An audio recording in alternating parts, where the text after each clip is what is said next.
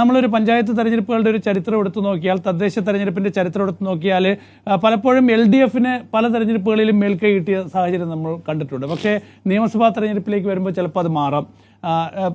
ഈ LDF പഞ്ചായത്ത് തെരഞ്ഞെടുപ്പിൽ, തദ്ദേശ തെരഞ്ഞെടുപ്പിൽ മുന്നിട്ട് നിന്നതിന് ശേഷം തന്നെ അസംബ്ലിയിലേക്ക് വന്നപ്പോൾ നേരെ തിരിച്ച് വിധി വന്ന സാഹചര്യമുണ്ട്.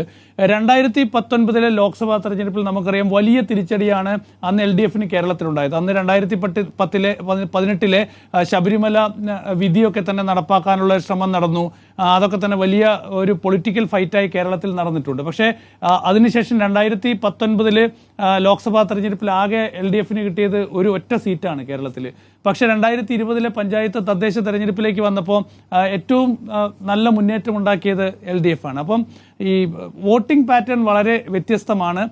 പഞ്ചായത്ത് തെരഞ്ഞെടുപ്പായാലും ബ്ലോക്ക് തെരഞ്ഞെടുപ്പായാലും അതുകൊണ്ട് മുനിസിപ്പൽ തെരഞ്ഞെടുപ്പായാലും ഒക്കെ തന്നെ. അതുകൊണ്ടൊരു സംസ്ഥാന സർക്കാരിൻ്റെ ആകെയുള്ളൊരു വിലയിരുത്തലായിരിക്കും തദ്ദേശ തെരഞ്ഞെടുപ്പ് എന്ന് നമുക്ക് വിലയിരുത്താൻ കഴിയില്ല.